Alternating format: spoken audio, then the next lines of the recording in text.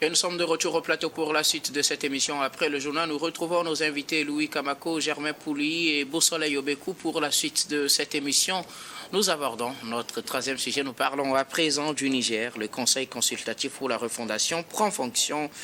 Le régime du général Tiani a installé ce samedi 28 juin lors d'une cérémonie retransmise à la télévision d'État les membres du Conseil consultatif pour la refondation CCR qui est chargé de lui soumettre des avis en remplacement de l'Assemblée nationale dissoute après le coup d'État de juillet 2023. Après sa dissolution, il faut quand même un organe pour remplacer plutôt l'Assemblée nationale et c'est le Conseil consultatif pour la refondation. Il vient d'être installé ce week-end. Il est constitué de 194 membres qui sont des militaires ou des civils désignés par les 8 régions du Niger ou nommés par les militaires au pouvoir. Ils sont installés dans leurs fonctions. Ils font office de députés, mais dépourvus de leurs prérogatives de législation. Ils donneront cependant leur avis sur les orientations de la refondation du Niger. Nous en parlons avec nos invités. Je commence par vous, Beausoleil Obekou. Un organe remplace désormais l'Assemblée nationale au Niger. L'Assemblée nationale a été dissoute avec le coup d'État de juillet 2023. Maintenant, c'est le Conseil consultatif pour la refondation qui prend sa place. Oui, le Conseil consultatif pour la refondation a été officiellement mis en place le samedi 28 juin et en même temps, il a tenu sa première session et elle a pour mission d'être consultée par les autorités du Conseil national pour la sauvegarde de la patrie, le régime en place, et il remplace l'Assemblée nationale. Et ce Conseil a aussi pour mission de faire des propositions au CNSP pour pouvoir sur des questions, des propositions sur des sujets d'intérêt général pour faire avancer le pays. Et effectivement, si les autorités actuelles du Niger ont jugé nécessaire d'avoir un organe consultatif, et je crois que c'est une bonne chose parce que le Niger est un pays dont les autorités actuelles essaient de pouvoir œuvrer pour ramener la paix et surtout combattre le terrorisme, ramener la sécurité et lutter contre les terroristes. Et au même moment, il faut penser à la vie de la nation et au développement du pays. Donc, lorsque on met tout ça ensemble, je crois que diriger un pays, c'est de pouvoir avoir des structures, des institutions et qui puissent être opérationnelles et fonctionner normalement pour que les citoyens puissent se retrouver dans la vie de la nation, dans la gestion du pays. Et donc je crois que l'installation de ce conseil national pour la refondation, le conseil consultatif. Le conseil consultatif pour la refondation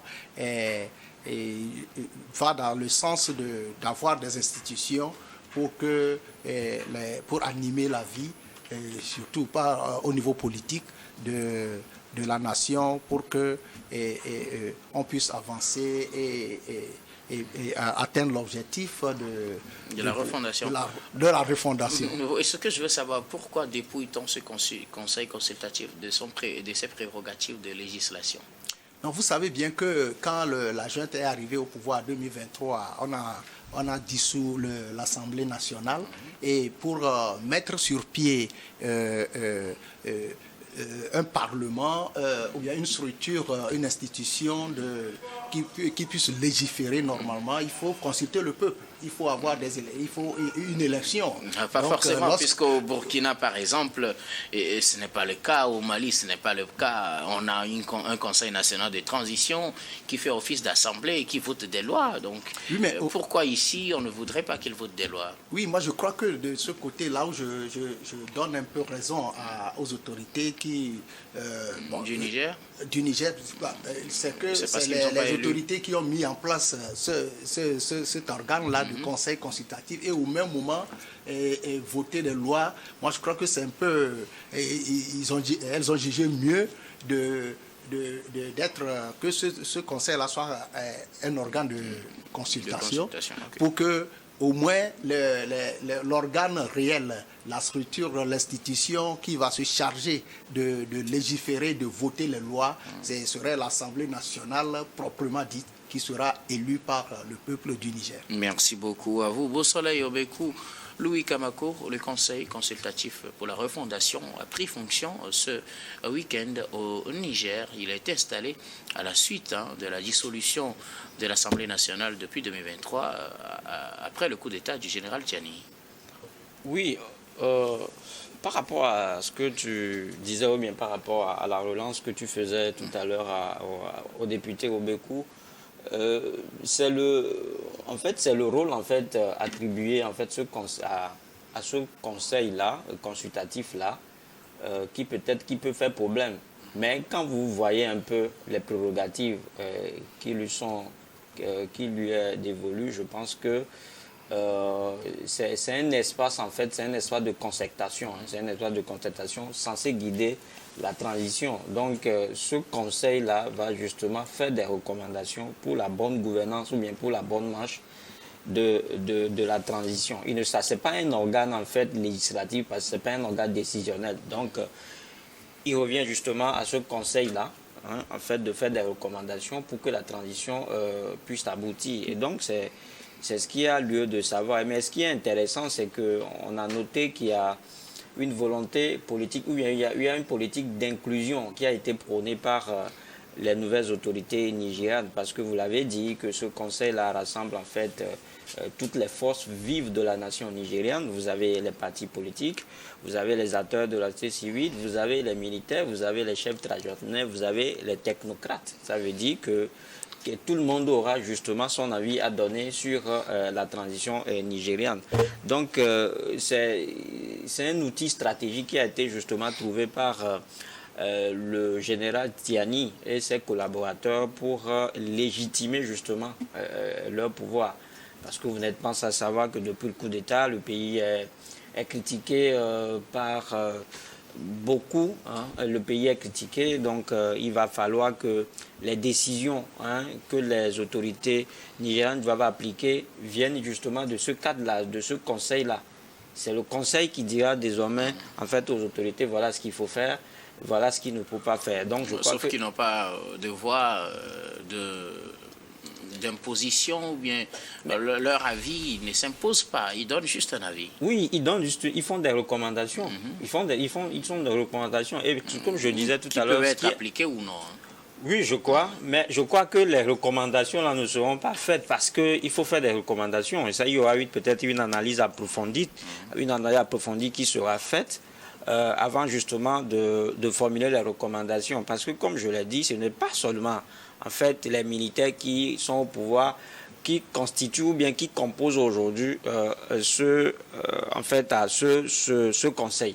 Il y a tous les acteurs qui animent la vie socio-politique et économique au Nigeria. Donc ça veut dire au Niger, ça veut dire que chacun viendra avec sa touche, chacun dans son domaine de prédilection, connaît les problèmes auxquels le secteur est confronté, et ensemble, ils vont faire des recommandations pour que le pays, justement, puisse avancer. C'est ce qui est intéressant dans tout ça. C'est-à-dire qu'il s'agit de donner la parole aujourd'hui à tous les Nigériens pour que le pays puisse justement sortir de l'ornière. C'est en cela que c'est intéressant. Donc, je crois qu'en le faisant, on est en train de tendre vers l'ouverture des débats nationaux, des débats nationaux sur des réformes structurelles, par exemple la sécurité du pays, comment faire pour relancer l'économie, comment faire justement pour relancer, je l'ai dit tout à l'heure, comment faire pour relancer totalement l'économie nigériane. Je pense que c'est des sujets que ce conseil consultatif-là va justement à mettre sur le tapis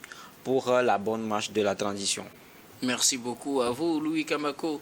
Gervais Pouli, un conseil consultatif pour la refondation, a pris fonction au Niger. Il vient remplacer l'Assemblée nationale dissoute avec le coup d'État du général Tiani. Oui, je crois que pour le bon fonctionnement d'un État, il faut un organe qui fasse office d'un organe législatif, même si ce n'est pas dans le sens constitutionnel du terme, même s'ils ne sont pas des élus. Ils peuvent être consultés sur certaines questions. C'est d'ailleurs le sens de leur existence. C'est un conseil consultatif. Ailleurs, on l'appelle le Parlement de la transition. Et on a vu que à la cérémonie d'installation de ce conseil consultatif pour la refondation, il y a eu le président du Parlement de la transition du Burkina Faso qui était là. Il y a le président du Parlement du Ghana, qui est un vrai Parlement qui était là. Il y a le président du Parlement du Tchad aussi qui était là. Maintenant, après, dans un régime militaire issu d'un coup d'État, il ne s'agit pas de vrais députés qui légifèrent au sens propre du terme, mais ils peuvent quand même aider à nourrir l'exécutif à travers leur avis, leurs conseils, leur vision des choses, surtout que ce pays, le Niger, est aujourd'hui dans une autre posture qui les nouvelles autorités prônent la souveraineté du pays, l'accès intégral à leurs ressources, leur souveraineté et la fédération aussi avec les autres pays de l'AES ainsi que dans le sens du panafricanisme, l'ouverture du Niger vers des partenariats avec les autres pays africains qui partagent les mêmes idéaux que donc il faut que ces membres-là du Conseil consultatif pour la refondation nourrissent aussi l'exécutif à travers des propositions qui peuvent aller dans le sens des orientations données par les nouvelles autorités. Moi, je dirais même que cette institution est arrivée un peu en retard parce que ça fait 2 ans quand même que le pouvoir exécutif travaille. Il aurait fallu quand même qu'il y ait cette institution-là qui représente un peu, même s'ils ne sont pas issus des urnes, toutes les composantes du Niger. Il devait être mis en place un peu plus tôt pour aider les nouvelles autorités à aller dans l'atteinte des objectifs qui se sont fixés. Donc, espérons que tout ça se passe bien et que les moyens et une oreille attentive aussi soient accordés aux membres de ce conseil-là pour qu'ils puissent nourrir l'exécutif avec ces idées parce que, comme vous l'avez dit, ils sont issus de toutes les régions du Niger. Ils viennent d'horizons assez diversifiés. Ils doivent avoir une approche beaucoup plus large, même si je ne doute pas que les autorités actuelles du pays ont leur vision, mais je crois qu'il faut toujours revenir à la base. Ils seront capables de ramener les préoccupations, les inquiétudes, les attentes donc des citoyens vers les plus hautes autorités dans la définition de leur politique nationale. Alors, ce que je voulais savoir, quand cet organe, on a vu dans les autres pays, ils ont une prérogative de législation. Si eux, ils sont dépouillés de leur prérogative de législation, est-ce que ça ne pose pas quelque part un problème quant à leur poids dans l'organisation hiérarchique ou de l'État? Oui, ce que je disais tout à l'heure, c'est qu'il y ait une oreille attentive qui soit prêtée à ce conseil. C'est beaucoup plus ça qui est important. Vous savez, nous sommes dans des dictatures, comme on dit. Une dictature, c'est que tous les pouvoirs, en réalité, sont concentrés dans les mains d'une seule personne. Vous allez voir le général Tiani aujourd'hui, il légifère d'une manière ou d'une autre. Il décide de la loi qui doit être appliquée. Donc, il est un législateur avec les autres membres de son pouvoir, même si ce n'est pas des lois dans le sens strict du terme, c'est des mesures prises par le gouvernement qui font office de loi. Et donc, il n'a pas besoin dans l'urgence de mettre en place un organe qui doit légiférer dans le sens de faire des lois, mais il a besoin quand même d'un organe représentatif de tout le Niger. Je parle en termes de territoire, je parle en termes d'ethnie, je parle en termes de groupes socio-professionnels et tout ça, qui puissent lui donner des avis et des conseils. Maintenant, est-ce que le Niger a besoin d'un parlement au sens strict du terme qui devrait voter des lois et contrôler l'action gouvernementale? Non, je ne pense pas, parce que tel que le pays est dirigé, nous sommes en face d'une personne ou d'un groupe de personnes, des militaires en l'occurrence, qui ont concentré tous les pouvoirs donc dans leurs mains, qui légifèrent, qui décident, qui exécutent, et qui aujourd'hui ont jugé utile de mettre en place un organe dont ils pourront recueillir les avis. Donc le pouvoir de cet organe là vient de la crédibilité, de l'oreille attentive que le général Tiani et son équipe accordera aux avis qu'ils seront amenés à donner, aux recommandations qu'ils seront amenés à faire. Et c'est comme ça qu'on verra si progressivement ils vont remplacer le Parlement qui a été dissous et qui pourront peut-être à la longue, pourquoi pas, si la transition dure et s'ils sont efficaces, peut-être que sur certains aspects, on pourra revoir leur mandat pour qu'ils puissent légiférer ou en tout cas faire des propositions de loi qui pourront